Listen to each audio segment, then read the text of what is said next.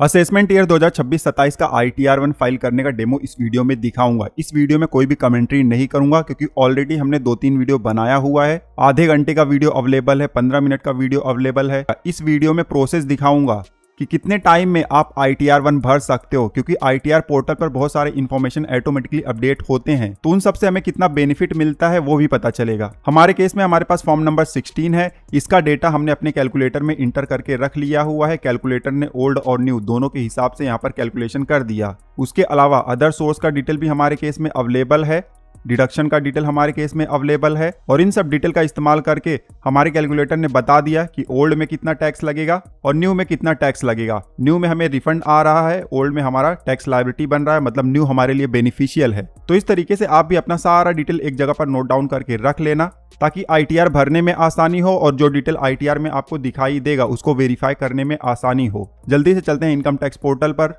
और pan number और password का इस्तेमाल करके जल्दी से लॉग इन कर लेते हैं और प्रोसेस कंप्लीट करते हैं।